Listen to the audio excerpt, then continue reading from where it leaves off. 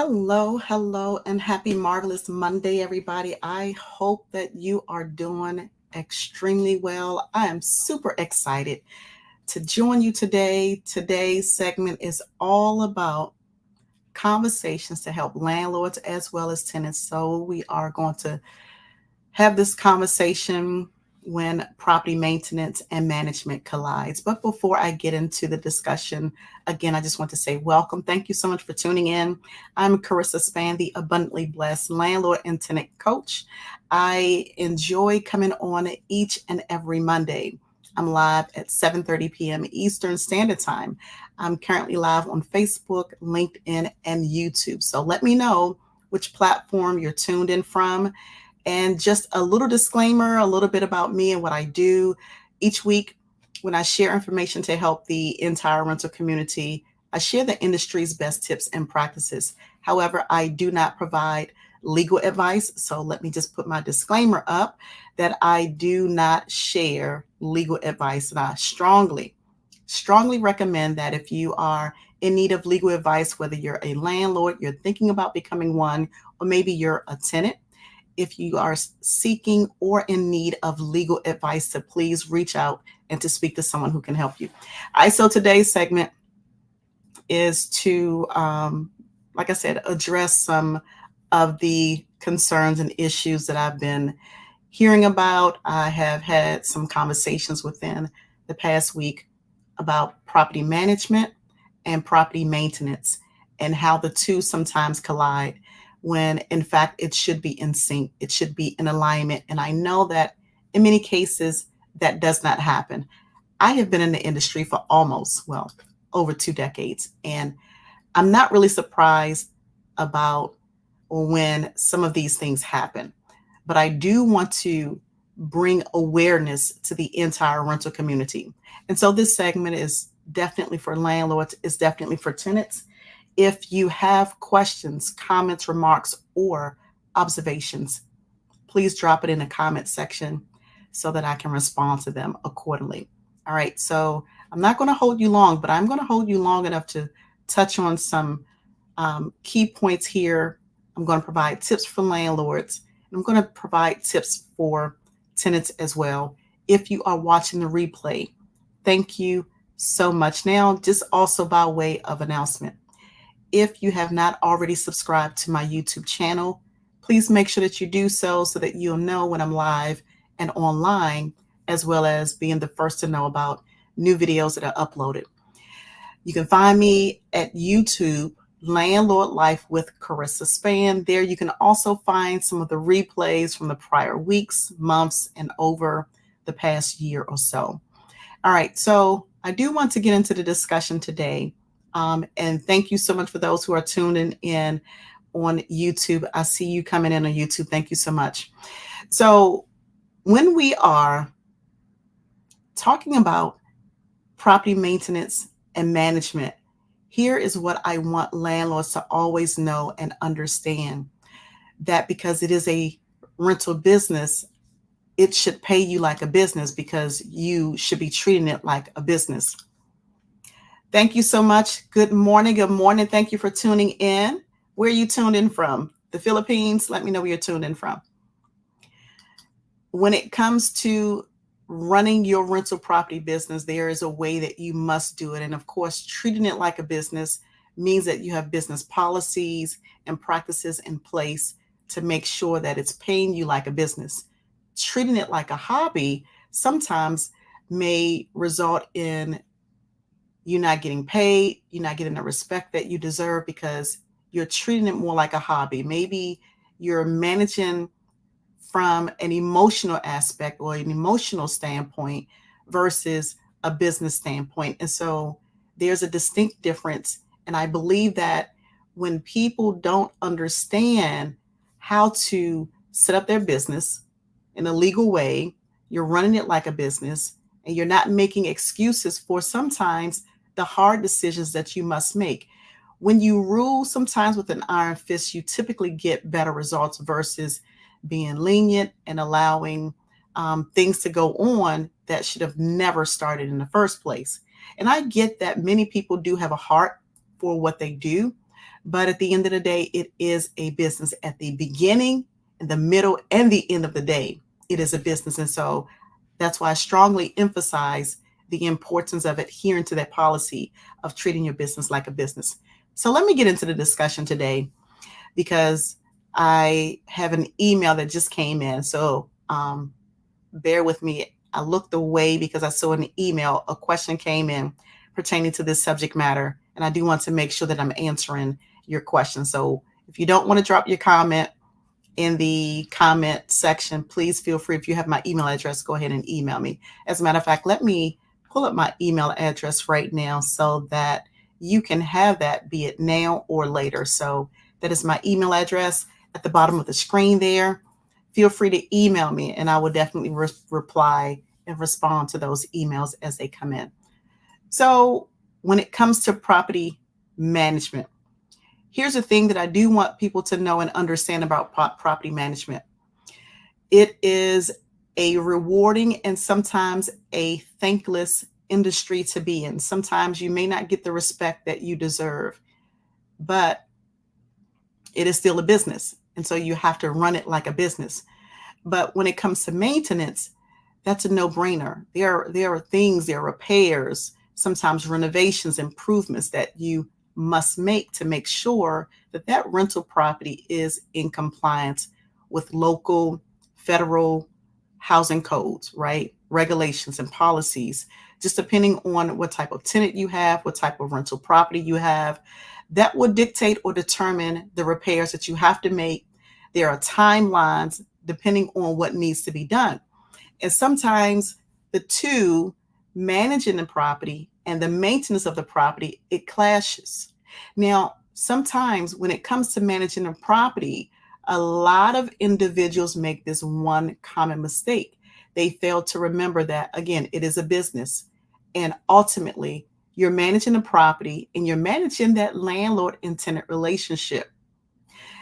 If that goes bad, or maybe the tenant doesn't respect you, landlords, please know and understand that you are still required to make repairs, even if there is a clash with the relationship with the tenant. If the tenant is not respecting you, or maybe the tenant does not cooperate with you, right? They refuse to tell you that repairs are needed, right? Sometimes that happens. But here's what I do know. Sometimes people will do things because of what they don't know, or maybe because they don't care. And I found that a lot of tenants don't report issues because maybe they don't think that it's a big enough problem to report it. Or maybe I've heard and I've seen tenants who have said, Carissa, I would have told my landlord about the leaking faucet, but the last time I made a complaint, they never did anything. So I just stopped reporting issues. And just because there is a disconnect, and in many cases, there are disconnects, right? Just because there is a disconnect in that communication process, that does not, it does not negate the fact that if repairs are needed, that they should be completed, especially in a timely manner. All right, so let me share some information for landlords, and then I'm going to share information for tenants on today. So that is my email address at the bottom.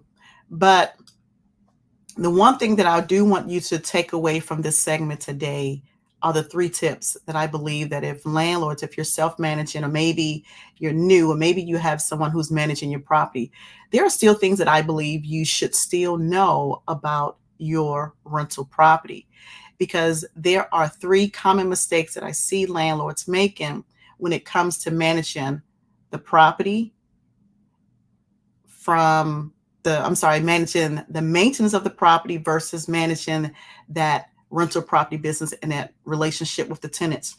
And so that's what I'm going to touch on today. I'm going to give tips for tenants as well. So if you're a tenant, please stick around. I do have some information for you because I want you as a tenant to know and understand that you do have rights as well. Okay. So let me pull up my first biggest common mistake that I see landlords making, and that is this: neglecting regular property inspections as well as maintenance. So I had a young lady who reached out to me recently. There was a very serious crime that was committed at that rental property. That was the landlord's first time going in. And when they went into the property, they were surprised by the condition of the property. So they went for one thing. The police was called. An arrest was made because, like I said, there was a crime that took place at the property. So the landlord went in, the owner went in and was shocked to see the condition. It was horrible. The owner had not been in that rental property in an extended period of time. They had no way of knowing the condition of that rental property.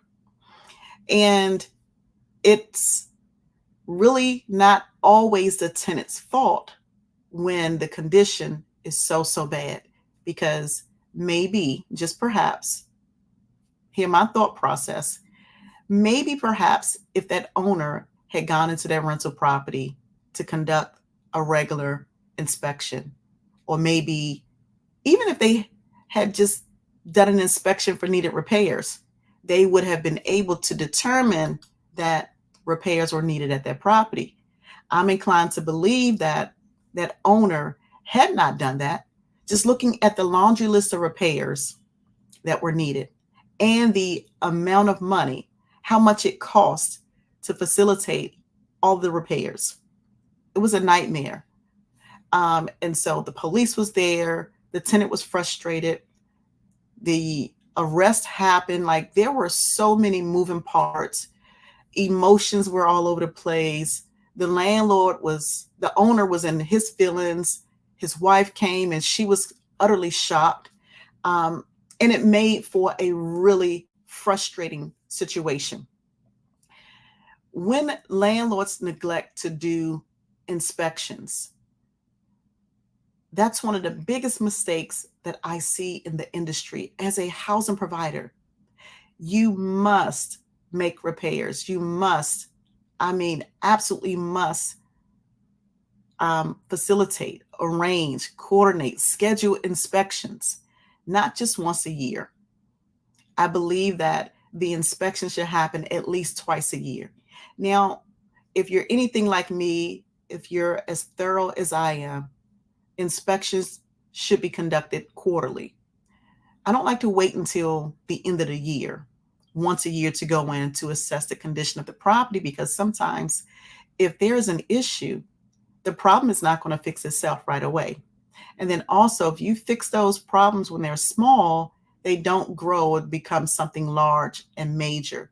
So doing those timely inspections is critical for the rental property business. And I know that sometimes landlords are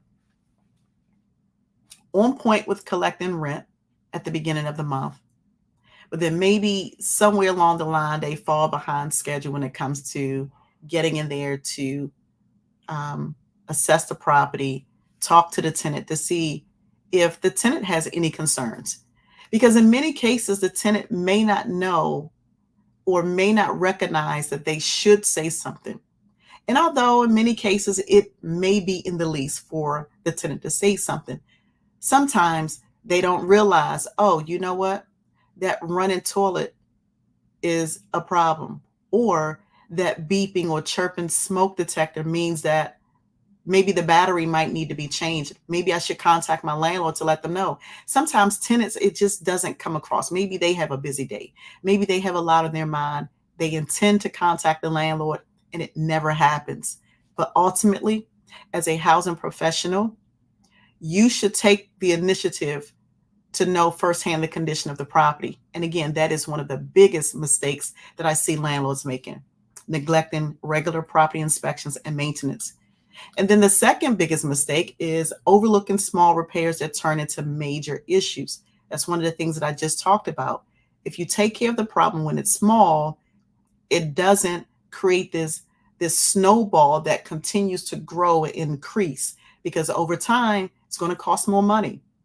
It's going to cost more worry. It's going to cost more frustration. It's going to cost more anger. Like, there is so much energy that goes into incomplete repairs, especially if the repairs have been untouched, unresolved for an extensive period of time. And again, we're talking about when maintenance and management collides, even if the tenant, and I know that sometimes it might be a schedule conflict. Maybe the tenant is not home and they are requesting or demanding to be made aware or to be present when the landlord comes. And that's a right that they have to be home. Now, some tenants will take that to the highest level possible to say, absolutely, under no stretch of the imagination do I want you to enter my rental home, although you own it, Mr. and Mrs. Landlord, Mr. and Mrs. Owner, right? Sometimes tenants will say, well, no, you cannot come into my home. Although I am renting your place, you can't come into my home to make repairs if I'm not there. I've seen tenants replace the locks. They will put a chain on the door. They'll go out the window just to make sure that the landlord or the owner cannot come in. So what do you do when these things happen? That's what I'm going to touch on today. But here is the third common biggest mistake that I see landlords making: not having reliable contractors or vendors or service providers to complete these repairs. It is absolutely important to make sure that you have people on standby. It's not enough to have just one vendor. So maybe you have an electrician, right? Maybe you have a plumber or a carpenter. Maybe you have a cleaning company. And let's say something happens and you're not able to reach this contractor. What do? The repairs are still needed. It still must get done, right? And I always encourage owners and property managers to have at least a list. Have at least 3 plumbers, at least 3 electricians, at least 3 HVAC people on standby. In case your main person is not available, you can go down your list of people who can come out and service that rental property. And it doesn't matter if it's an apartment, if it's a house, if it's a condo, a single family home, a semi-detached. It doesn't matter what type of rental property it is. Ultimately, something is going to happen. Maybe not today, maybe not tomorrow, maybe not even next week. But at some point of time, a repair will be needed at that rental property. Even in brand new buildings, I'm starting to see a lot of developers and investors add more housing stock to affordable housing rental portfolios all throughout the United States. And that is a good thing. But just make sure that you have contractors available to take care of the needs at that building, because something will happen over time. And not having reliable vendors and contractors or service providers to take care of those issues when it is first reported, it's going to cost more. It could cost more money over a period of time. And so those are the 3 common mistakes that I see. But now, when it comes to tenants, here's some things that I do want you to understand. Because as a tenant, yes, you do have rights, okay?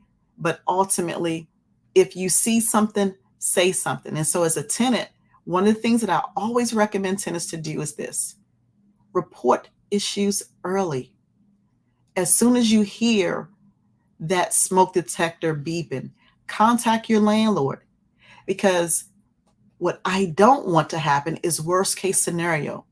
The smoke detector becomes completely inoperable. Maybe the battery completely dies, it's just dead. You have an emergency and you're asleep. And when the smoke detector should be notifying you, it doesn't, because it doesn't have a battery. Because maybe you never told your landlord, or maybe the landlord never came out. When you see something, say something. Listen, if you have the responsibility of paying a water bill, you understand how important it is to make sure that all the faucets are turned off. But now here's what some people don't realize and understand. And just by way of announcement, in addition to being a housing educator and a licensed property manager, I'm also a housing inspector. Sometimes one of the things that I see when I'm conducting inspections in rental properties is this: I'll turn on the shower in the bathroom and realize that when the shower is turned on, there's this extra drip maybe around the shower head. Now, that could denote that the shower head might be uh, faulty. It could mean that a diverter needs to be replaced. But at the end of the day, you want to identify any issues. If it's any water source, whether it's the kitchen, whether it's the bathroom, when you turn on the faucet, water should not come running or streaming down or from the handle. That that denotes that there is a problem. It's not supposed to do that. Now, here's another thing. Sometimes when I'm doing inspections, I like to educate my tenants. I'll tell them that if, for instance, the gasket around the refrigerator, if it's ripped, if it's torn, it needs to be replaced because that could save money, right? And so I go through these things, but when you recognize that you have problems in your rental property, report it early. Save yourself time as well. Save yourself money, especially if you're the tenant who does have to pay a utility bill, or maybe you have a part to play as it pertains to coming out of pocket for maintenance repairs. Maintain cleanliness. Here's what I like to tell tenants, especially in the kitchen. Wipe down the stove, wipe up that grease. I have seen several grease fires started. Why? Because there was a grease spilled up on the stove. After the tenant finished cooking, they never cleaned the grease up. The grease continued to accumulate, and over time, it just became worse. And that's how a grease fire starts in the kitchen. And it's not so much as a common thing, but it does happen, which is why I want most people who are tenants to understand how important it is to wipe the stove, clean the oven. Don't allow dirt and grease and all those things build up on the stove, inside the stove. It is okay to clean it up as you cook.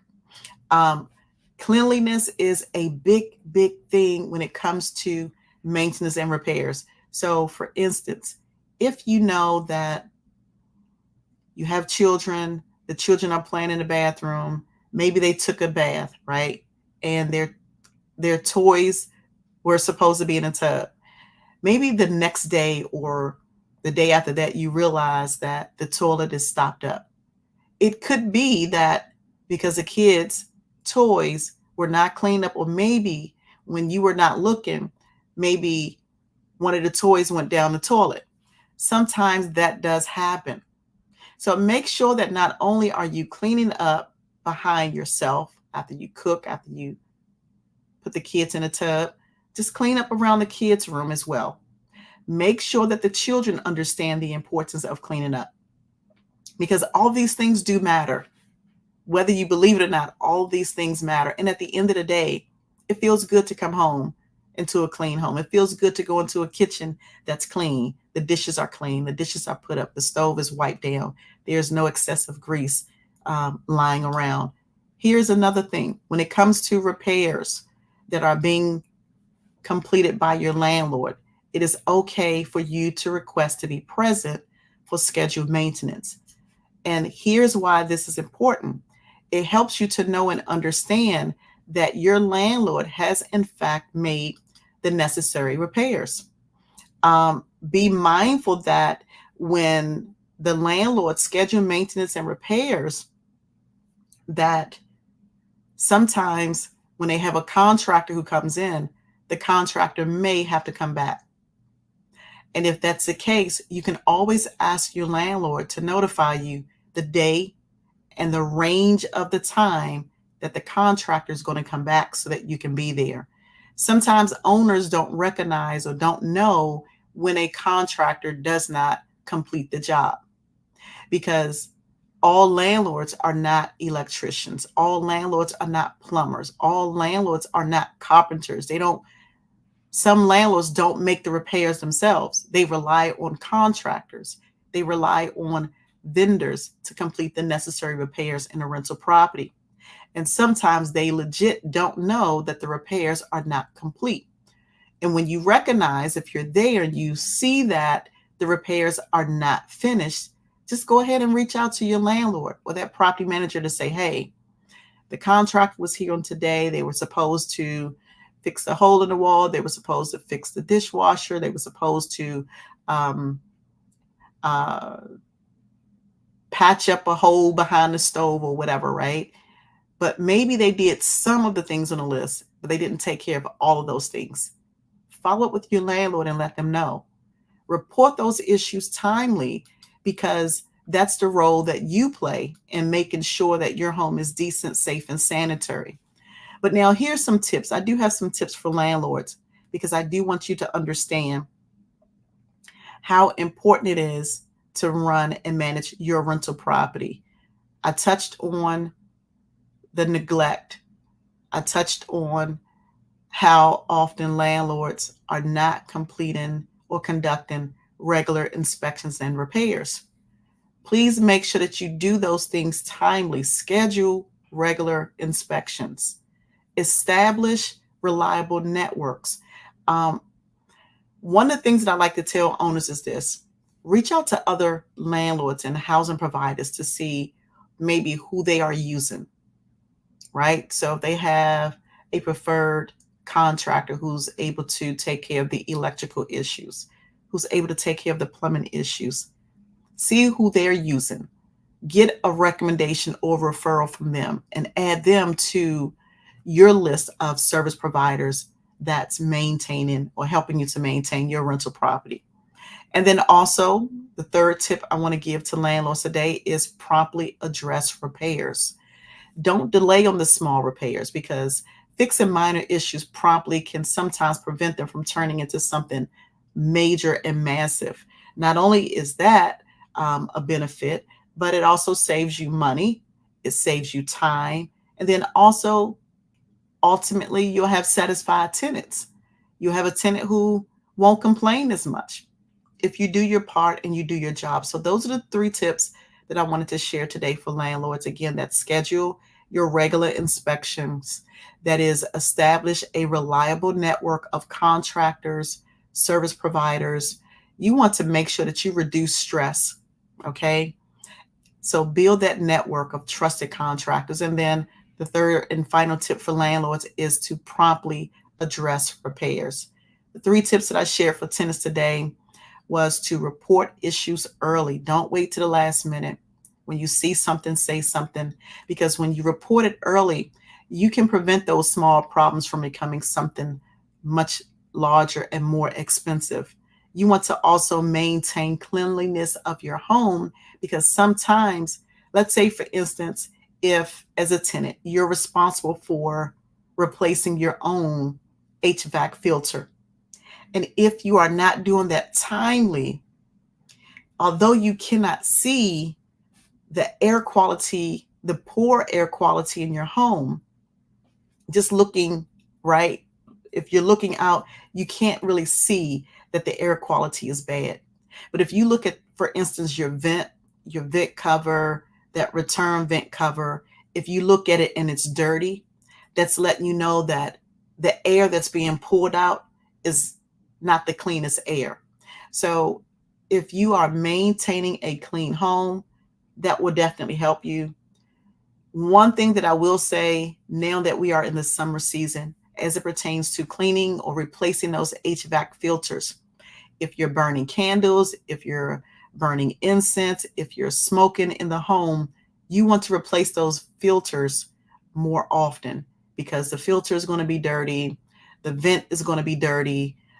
It's sucking out all of that filth from the air. And so if you're not doing that, you're doing yourself a great disservice. And the third and final tip for tenants is to definitely communicate with your landlord timely, but also with that, when you request or when you have a request for maintenance and or repairs, or if the landlord is coming out, request to be present. Communicate to your landlord early that you want to be present for scheduled maintenance and repairs. Now, sometimes your landlord, if they have an emergency and they have to come in, they don't always have that time to give you advance notice that they're coming in for an emergency. But obviously, if it's a schedule or routine maintenance and repair, please make sure that you do understand that that is a right that you do have. But definitely don't prevent the landlord from coming in to make repairs if they are trying to do the right thing. So that's what I wanted to share today, touching on when property management and maintenance collides. I do hope that this information was helpful today. I hope that if you're watching a replay that you find some sort of value out of this. Thank you so much for tuning in on Facebook, on LinkedIn, as well as YouTube. Please make sure that you're tuned in each and every Monday right here on this platform, 7:30 p.m. Eastern Standard Time. And again, if you have not already subscribed to my YouTube channel, please go to YouTube, smash that subscribe button so that you'll be the first to know when I am live and when I'm online. Here is my email address one final time here, info@landlordlife.com.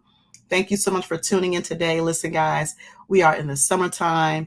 I know that a lot of people are going on vacations. I've gone on a couple of so far. So far, I look like I'm 5 shades darker. Please be safe, okay? If you're going out in the sun, make sure that you wear your sunscreen, make sure you protect yourself. But more importantly, please make sure that you join me next Monday right here, 7:30 p.m. Eastern Standard Time. I'm going to say bye for now. I'm Carissa Spann, the abundantly blessed landlord and tenant expert. Thank you so much for tuning in. I look forward to seeing you all next week.